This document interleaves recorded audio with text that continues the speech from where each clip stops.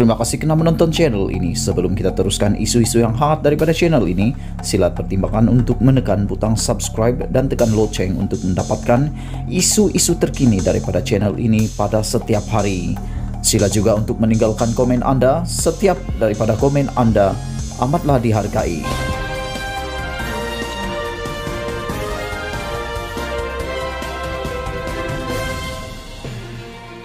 Selamat pagi, salam sejahtera. Isu hangat pagi ini, salah siapa rasuah jadi budaya Malaysia.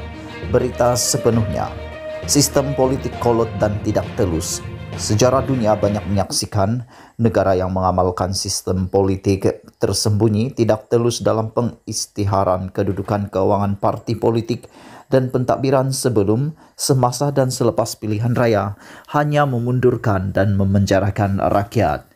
Jika tidak diubah, budaya rasuah terus menular dalam rakyat yang menjadi mangsanya. Yang mendapat labanya hanyalah mereka yang tamak haluba demi kepentingan peribadi. Penyumbang paling utama gejala rasuah ialah keinginan terhadap kontrak projek-projek kerajaan pusat dan kerajaan negeri yang bernilai jutaan malahan berbilion ringgit. Keparahan budaya rasuah yang dialami Malaysia kini berpunca daripada 3 sebab utama.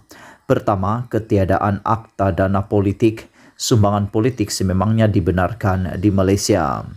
Tanpa batasan jelas, parti politik atau mana-mana pihak tidak berkewajipan untuk mendedahkan sumber pendanaan sekaligus menjadikan sumbangan politik satu subjek yang kabur tetapi masih sah di sisi undang-undang.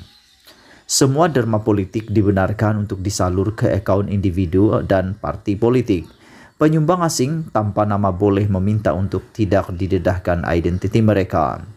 Parti politik secara amnya dibiayai oleh sumbangan daripada ahli parti dan penyumbang individu melalui yuran keahlian atau sumbangan terus, organisasi dan entiti yang berkongsi pandangan politik, misalnya melalui yuran ahli bersekutu atau yang mendapat manfaat daripada rencana politik mereka, misalnya melalui sumbangan korporat tempatan atau asing.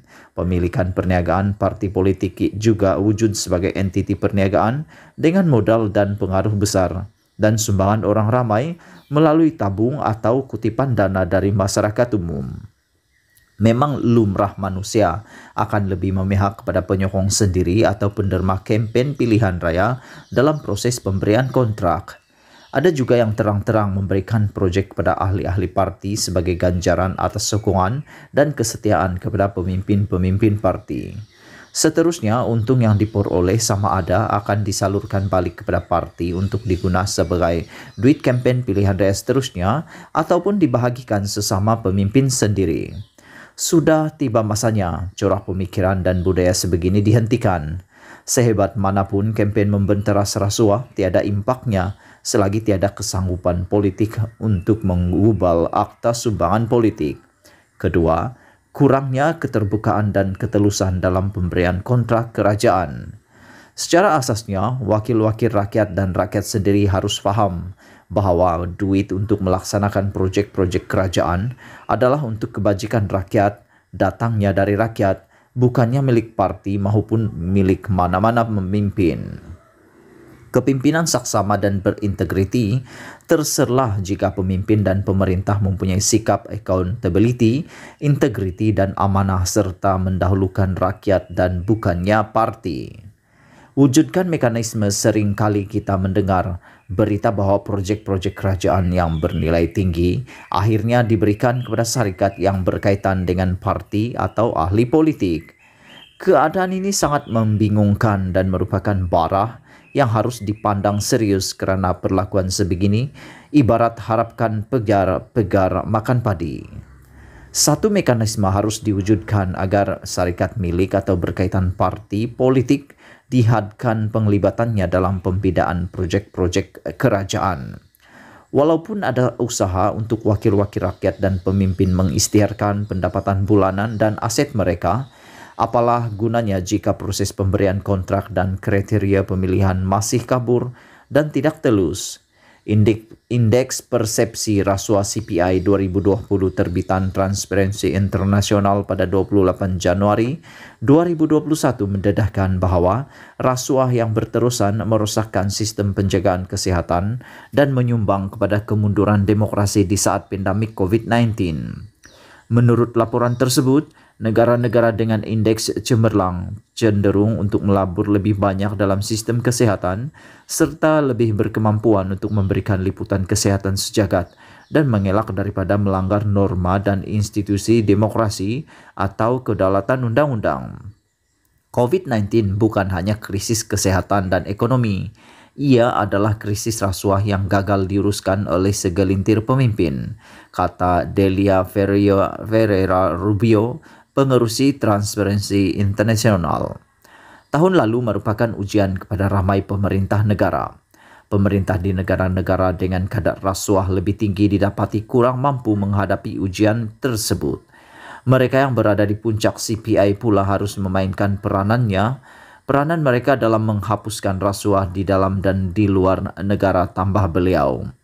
Untuk mengurangkan rasuah, Transparency International mengesorkan agar semua pemerintah memperkukuh institusi pengawasan demi memastikan dana kerajaan yang dimiliki rakyat sampai kepada kelompok paling memerlukan. Kedua, pastikan pemberian kontrak secara terbuka dan telus untuk menghindari dari kesalahan, mengenal pasti konflik kepentingan dan memastikan harga adil.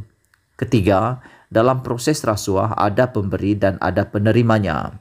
Demi mengurangkan dan memberantas rasuah, setiap rakyat baik yang miskin atau berada harus bertekad untuk tidak menjadi pemberi maupun penerima rasuah. Tanggung jawab memberantas rasuah bukan saja terletak atas bahu Suruhanjaya Pencegahan Rasuah SPRM. Apabila rasuah mencapai tahap parah, ia harus ditangani setiap lapisan masyarakat. Kos rasuah dari segi pembangunan ekonomi, politik, dan sosial semakin ketara. Anggaran Bank Dunia menunjukkan bahwa kos rasuah bersamaan dengan lebih daripada 5% KDNK global atau ES 2,6 triliun bersamaan RM 10,55 triliun. Dengan lebih daripada ES 1 triliun dibayar secara rasuah setiap tahun. Laporan Persatuan Pemeriksa Penipuan Bertauliah 2018 kepada negara-negara mendedahkan bahwa 5% daripada pendapatan organisasi hilang akibat penipuan, sementara setiap negara kehilangan sekitar 4% dari KDNK mereka akibat penipuan.